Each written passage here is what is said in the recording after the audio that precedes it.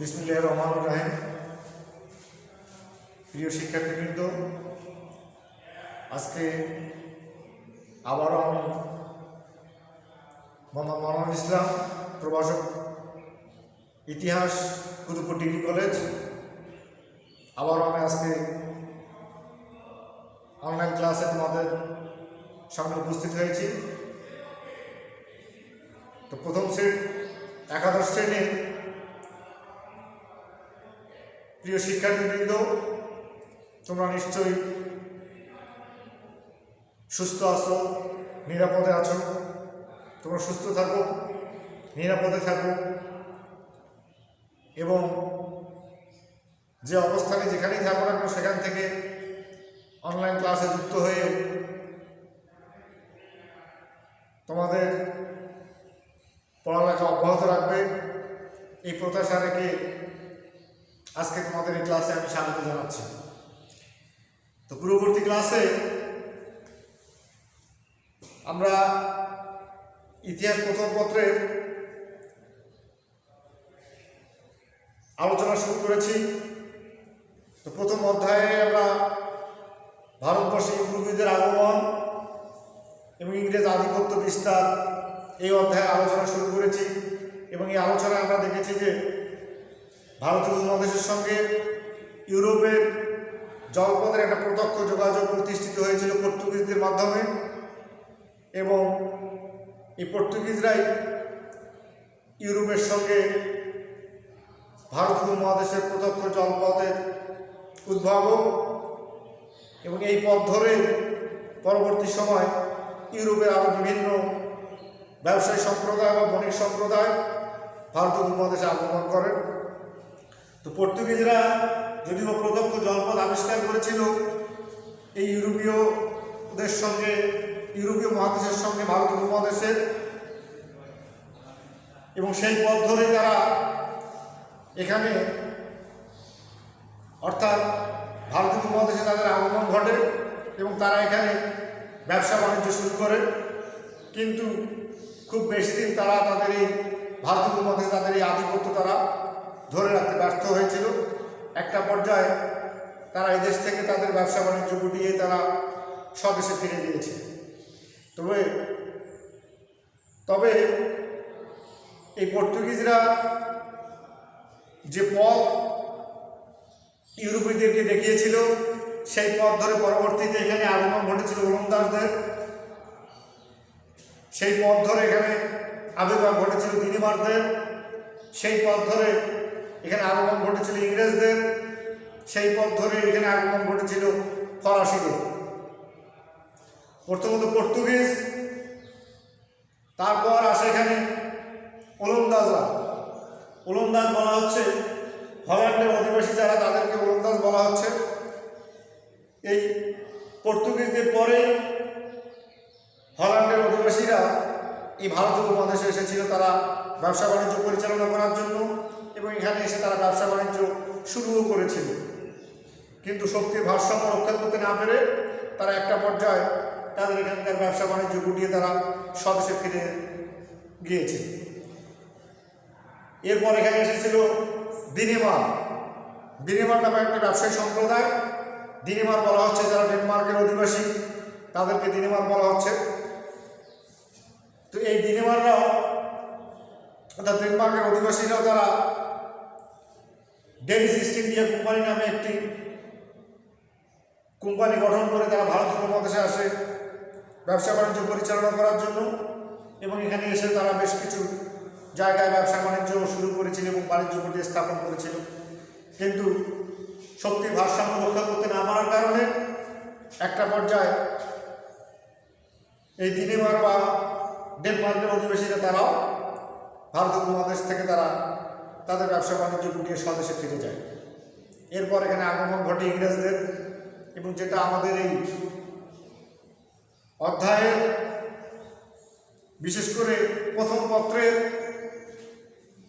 যে আলোচ্য বিষয় আমাদের আছে, সেই আলোচ্য বিষয়ের বেশি অংশ জুড়ে আমরা আলোচনা করব এই ইংরেজদের সম্পর্কে এবং সেই ইংরেজরা ডেনমার্কের পরে এখানে আসে ইংরেজরা এবং সর্বশেষ এখানে আগমন ঘটে ফরাসিদের। ফ্রান্সের অধিবাসী। তো ইংরেজরা 1600 খ্রিস্টাব্দে 217 জন ব্যবসায়ীকে নিয়ে তারা ইস্ট ইন্ডিয়া কোম্পানি নামে একটি ব্যবসায়িক প্রতিষ্ঠান তারা গড়ে তোলে এবং তৎকালীন ইংল্যান্ডের রানী প্রথম এলিজাবেথের নিকট তারা একটা সনদের জন্য তারা প্রার্থনা করে, অর্থাৎ তারা বহির্বিশ্বে ভারত উপমহাদেশে ব্যবসা বাণিজ্য করতে আসবে, এই জন্য তারা সনদের জন্য প্রার্থনা করেছিল বা আবেদন করেছিল। এবং পরবর্তীতে তারা সনদপ্রাপ্ত হয়ে এই ভারতীয় উপমহাদেশে আগমন করে এবং এখানে এসে তারা তাদের ব্যবসা বাণিজ্য পরিচালনা করতে থাকেন। এবং তারা ব্যবসা বাণিজ্য পরিচালনা করতে করতে তারা ব্যবসা বাণিজ্যের পাশাপাশি এদেশের রাজনীতিতে জড়িয়ে পড়েন এবং এক সময় তারা এদেশের ব্যবসায়ী সম্প্রদায় থেকে তারা এদেশের শাসকে রূপান্তরিত হয়েছে। তো ইংরেজদের পরে অর্থাৎ সর্বশেষ যে ইউরোপীয় ব্যবসায়ী সম্প্রদায়ের আগমন ঘটেছিল তা হলো ফরাসি, ফ্রান্সের অধিবাসী যারা, তারা এই ভারত উপমহাদেশে এসেছিল সর্বশেষ। তো এই ইংরেজ এবং ফরাসি ইস্ট ইন্ডিয়া কোম্পানি এবং ইংরেজ ইস্ট ইন্ডিয়া কোম্পানির মধ্যে ভারত উপমহাদেশে ব্যবসা বাণিজ্য পরিচালনা করতে গিয়ে এই ইংরেজ ইস্ট ইন্ডিয়া কোম্পানি এবং ফরাসি ইস্ট ইন্ডিয়া কোম্পানির মধ্যে পারস্পরিক দ্বন্দ্ব সংঘাতে তারা জড়িয়ে পড়েছিল এবং এই ফরাসি এবং ইংরেজদের মধ্যে যে দ্বন্দ্ব বা যে সংঘাত হয়েছিল, ব্যবসায়িক সংঘাত, এখানে কর্তৃত্ব প্রতিষ্ঠা করতে গিয়ে এটা ইতিহাসে ইঙ্গো ফরাসি দ্বন্দ্ব নামে পরিচিত। তো এই ইঙ্গো ফরাসি দ্বন্দ্বে দেখা গিয়েছিল যে এখানে ভারত উপমহাদেশের ইংরেজ এবং ফ্রান্সের অধিবাসীদের মধ্যে অনেকগুলো যুদ্ধ হয়েছিল। প্রথম কর্ণাটের যুদ্ধ, দ্বিতীয় কর্ণাটের যুদ্ধ, তৃতীয় কর্ণাটের যুদ্ধ, 3টা যুদ্ধ সংগঠিত হয়েছিল এবং এই যুদ্ধে কখনো ইংরেজরা জয়লাভ করেছে, কখনো ফরাসিরা জয়লাভ করেছে, কিন্তু শেষ পর্যন্ত দেখা গিয়েছিল যে শেষ বিজয়টা আসলে এখানে যারা প্রকৃত অর্থে শক্তিশালী ছিল শ্রেষ্ঠত্বের বিজয় হয়েছে। অর্থাৎ শেষ পর্যন্ত ইঙ্গো ফরাসি দ্বন্দ্বে ফরাসিরা ইংরেজদের কাছে পরাজয় বরণ করতে বাধ্য হয়েছিল এবং একটা পর্যায়ে এই ফরাসিরাও তাদের ব্যবসা বাণিজ্য এদেশে আর করতে না পেরে তারা এই ভারত উপমহাদেশ থেকে তারা তাদের ব্যবসা বাণিজ্য গুটিয়ে তারা তাদের নিজেদের দেশে তারা ফিরে যেতে বাধ্য হয়েছে। তো এভাবে ইংরেজ আধিপত্য প্রতিষ্ঠিত হয় ভারতীয় উপমহাদেশে। তো এই ইংরেজ আধিপত্য প্রতিষ্ঠিত হওয়ার বিষয়ে আমরা আলোচনা যাওয়ার আগে আমরা একটা বিষয় এখানে আলোচনা করব, সেটা সেই সময় বাংলার রাজনীতি সম্পর্কে আমাদের একটা ধারণা থাকা দরকার। যেহেতু ভারতীয় উপমহাদেশে ইংরেজ আধিপত্য প্রতিষ্ঠিত হয়েছিল বাংলাকে কেন্দ্র করে, অর্থাৎ প্রথমত ইংরেজ আধিপত্য প্রতিষ্ঠিত হয়েছিল আমাদের এই বর্তমান বাংলায়, যে কারণে এই বাংলা সম্পর্কে আমাদের একটা ধারণা রাখা দরকার।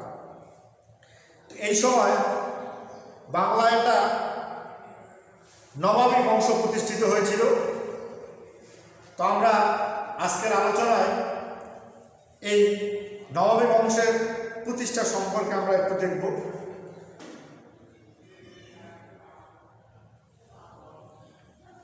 তো এই নবাবী বংশের প্রতিষ্ঠা বা নবাবী বংশ কীভাবে প্রতিষ্ঠিত হলো সেই বিষয়ে আলোচনা করতে গেলে যে নামটা সর্বপ্রথম আছে সেই নামটা হচ্ছে মুর্শিদ কুলি খান।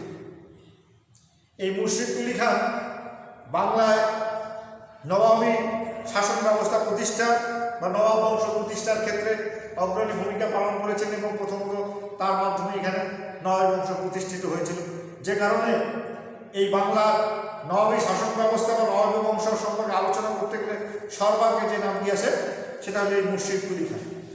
যদিও বা তিনি মুর্শিদ কুলি খান নামে ইতিহাসে পরিচিতি লাভ করেছিলেন, কিন্তু প্রকৃতপক্ষে তিনি জন্মগ্রহণ করেছিলেন তিনি দাক্ষিণাত্যের এক ব্রাহ্মণ পরিবারে। তো বাল্যকালে তিনি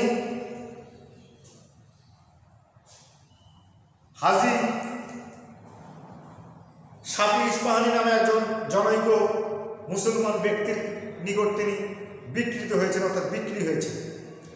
তো এই হাজি শাফি ইস্পাহানি এই মুর্শিদ কুলি খানকে ক্রয় করে তার প্রথমত তার নাম দিয়েছিলেন মোহাম্মদ হাদি। মোহাম্মদ হাদি নাম দিয়ে তিনি তাকে তার নিজের সন্তানের মধ্যে তাকে লালিত পালিত করেছিলেন। এবং এই সময় হাজি শাফি ইস্পাহানি দিল্লির দরবারে দেওয়ান পদে অধিষ্ঠিত হয়েছিলেন। তো এই দিল্লির দেওয়ান পদে অধিষ্ঠিত থাকাকালীন সময় এই মোহাম্মদ হাজি ইস্পাহানি শাফি ইস্পাহানির সঙ্গে সার্বক্ষণিক ছিলেন, এবং যে কারণে এই সময় তিনি পারস্য ভাষা শিক্ষা এবং সংস্কৃতি সম্পর্কে তিনি প্রভূত অভিজ্ঞতা অর্জন করতে সক্ষম হয়েছিলেন। তো হাজি ইস্পাহানি মৃত্যুর পর এই মোহাম্মদ হাদি তিনি বেরার প্রদেশের দেওয়ান হাজি আবদুল্লাহ খোরাসানের অধীনে তিনি কিছুদিন চাকরি করেছিলেন, এবং এখানে অবস্থানকালে অর্থাৎ এই বেরার প্রদেশে দেওয়ান হাজি আবদুল্লাহ খোরাসানের অধীনে তিনি চাকরিরত থাকা অবস্থায়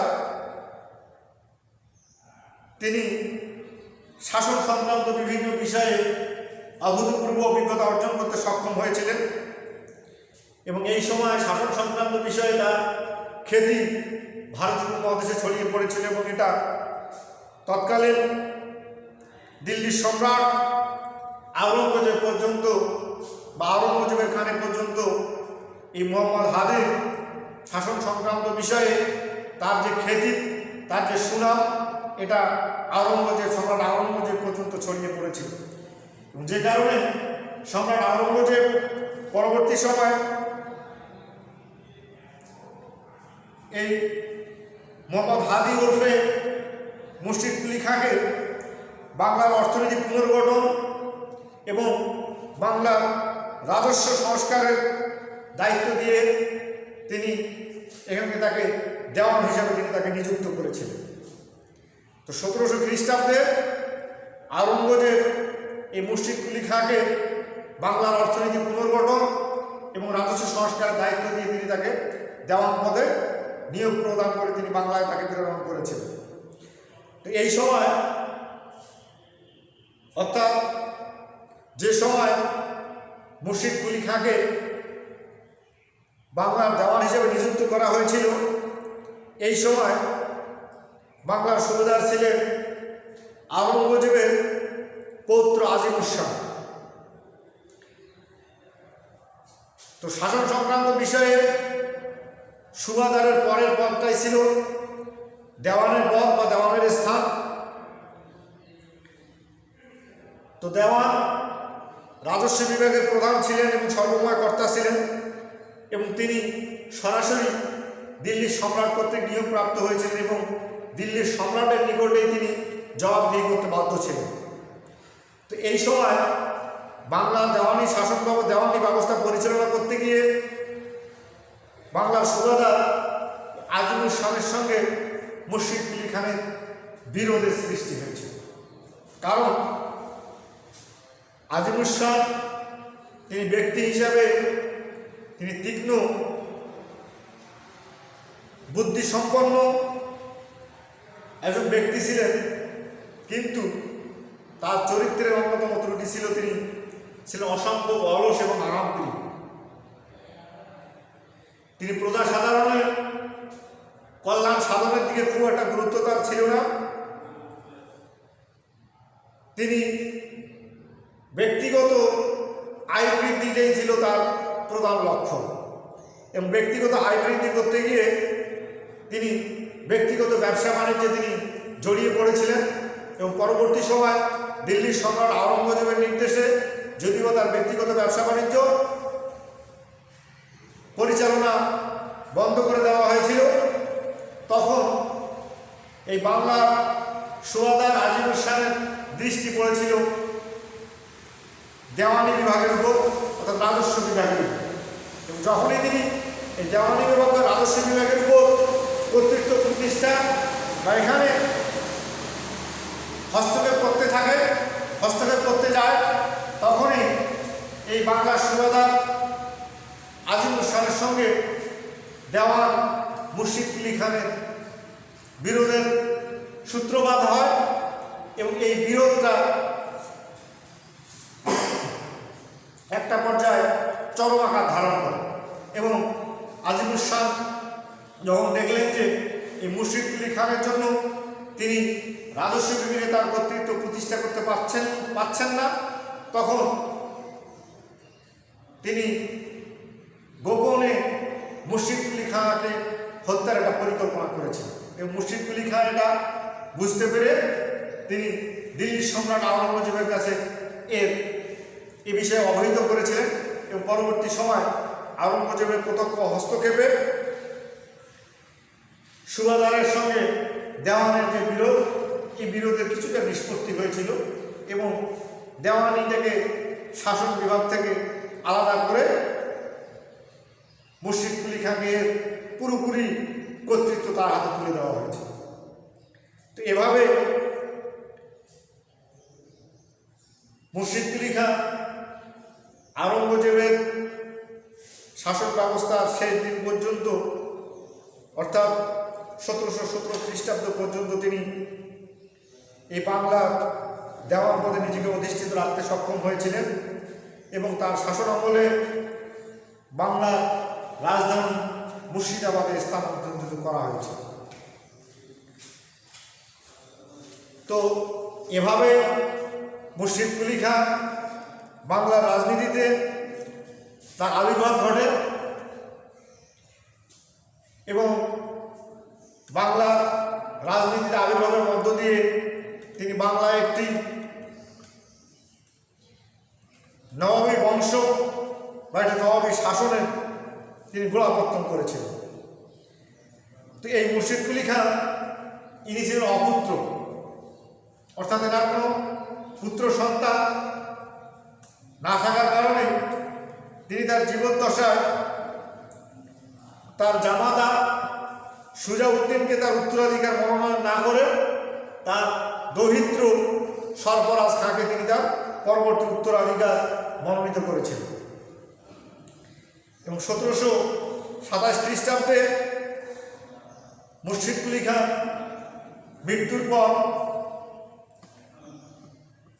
তার জামাতা সুজাউদ্দিন, হাজি আহমদ এবং আলীবর্দী খান পরামর্শক্রমে সসৈন্যে তিনি কি করলেন, তার অর্থাৎ মুর্শিদ কুলি খানকে যাকে তিনি পরবর্তী উত্তরাধিকার মনোনয়ন করেছিলেন সুজাউদ্দিন পিতার আকস্মিক আগমনে তিনি ভীত সন্ত্রস্ত হয়ে পড়েছিলেন এবং তিনি তার পিতার অনুকূলে তিনি সিংহাসনে তার পরিত্যাগ করেন। তো যাই হোক, এভাবে সুজাউদ্দিন ক্ষমতায় আসেন এবং পরবর্তী সময় বাংলা শাসন ক্ষমতায় আসেন আলীবর্দী খান। তো আমরা আগামী ক্লাসে এই আলীবর্দী খান কীভাবে বাংলার শাসন ক্ষমতায় আসলেন সে বিষয়ে আমরা আলোচনা করব। সে পর্যন্ত তোমরা সুস্থ থাকো, ভালো থাকো, নিরাপদে থাকো, এই প্রত্যাশা রেখে আজকের মতো বিদায় নিচ্ছি। আল্লাহ হাফেজ।